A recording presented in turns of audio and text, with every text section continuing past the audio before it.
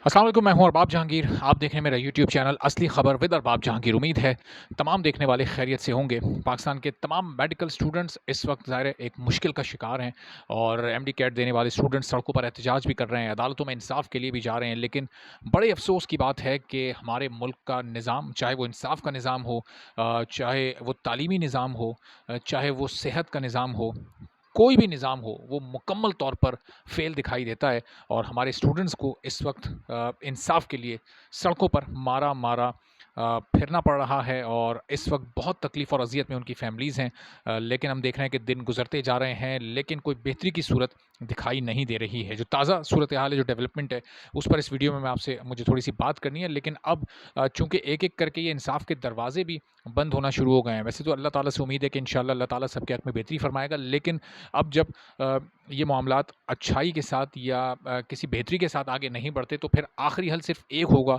और वो होगा कि elective subjects marks consideration for all, यानी जो मेरिट है उसके लिए फिर तमाम स्टूडेंट्स के, वो इस साल के स्टूडेंट्स हों या वो गुज़िश्ता साल के स्टूडेंट्स हों, उनके सिर्फ इलेक्टिव सब्जेक्ट्स के मार्क्स को ही कंसीडर किया जाए। जो रिपीटर्स हैं उनके इलेक्टिव मार्क्स की कंसीडरेशन का ऐलान तो पहले ही हो चुका है, लेकिन उसके बाद पीएमसी गौर कर रहा था, चूँकि ज़ाहिर है उसके बाद एक एतराज़ सामने आया था, रिजर्वेशन सामने आए थे कि तमाम स्टूडेंट्स के इलेक्टिव मार्क्स को ही कंसीडर किया जाए। तो वो मीटिंग चलती रही और इनसाइट्स ये आई थी, अंदर से खबरें ये आई थी कि वो ऐलान 2 दिन पहले हो जाना था, लेकिन 2 दिन गुज़र चुके, अभी तक वो ऐलान नहीं हुआ। अब जितना जल्दी वो ऐलान हो जाए तो ये अच्छी बात है, अगर आज ही की तारीख में हो जाए तो ये बहुत अच्छा है, ताकि तमाम स्टूडेंट्स को इलेक्टिव मार्क्स की बुनियाद पर ही दाखिला दिया जाए और सबके लिए फिर मेरिट एक जैसा हो जाए। किसी को किसी से शिकायत का मौका ना मिले, ना रिपीटर्स को फ्रेशर्स से शिकायत हो, ना फ्रेशर्स को ये एतराज़ हो कि जी रिपीटर्स को फेवर मिल गया है।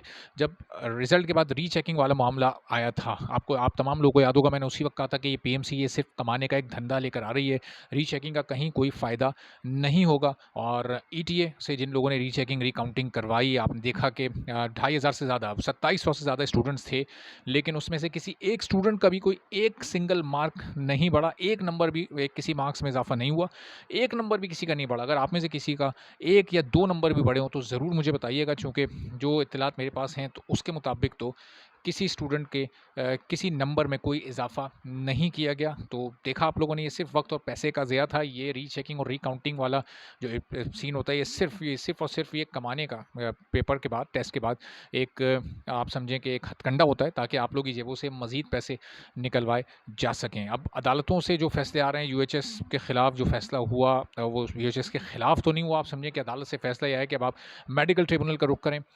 2020 सितंबर में ये मेडिकल ट्रिब्यूनल बनाया गया था, गालिबन 24 सितंबर की तारीख थी जब इसका एक्ट बनाया गया था और वो पास हुआ था। तो उसमें मेडिकल ट्रिब्यूनल को बहुत सारे इख्तियारात दिए गए थे। ये तमाम इश्यूज़ जो इस वक्त आप लोगों को दरपेश हैं, मेडिकल ट्रिब्यूनल के पास ये इख्तियार है, चूँकि मेडिकल ट्रिब्यूनल का जो सरबरा होता है वो हाई कोर्ट का जज होता है और अब वज़ीर आज़म उसको नॉमिनेट करता है।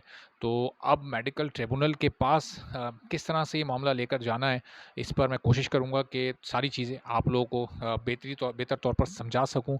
वैसे जो आप लोग के लॉयर्स जिनके थ्रू आप अभी तक लाहौर हाई कोर्ट गए हैं और दीगर सूबों की कोर्ट्स में गए हैं, सिंध हाई कोर्ट में सुबह पिटीशन इंशाल्लाह कल दायर हो जाएगी।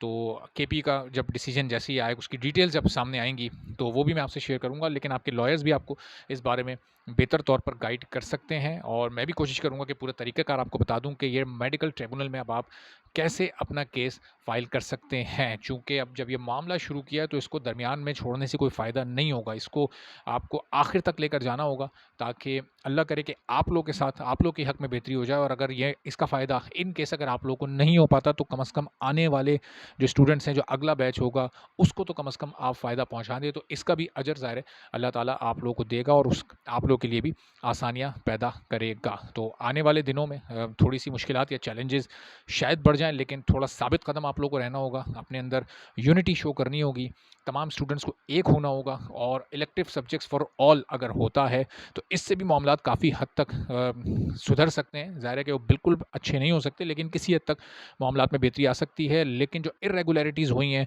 उसको हमें भूलना नहीं है और उस पर हमें आवाज़ उठाते रहना है। और जहाँ तक भी फिर जाना पड़े, ये मेडिकल ट्रिब्यूनल में जाना पड़े या उसके बाद सुप्रीम कोर्ट भी अगर जाना पड़े, तो हर शहर में, बड़े शहरों में जहाँ-जहाँ हाई कोर्ट्स हैं, वहाँ पर सुप्रीम कोर्ट की रजिस्ट्रीज़ मौजूद हैं, वहाँ पर भी पिटीशंस को फ़ाइल किया जा सकता है। किस तरह से मामला आगे बढ़ता है इंशाअल्लाह आपको मैं मज़ीद भी अपडेट करता रहूँगा। इजाज़त दीजिए। अल्लाह हाफ़िज़।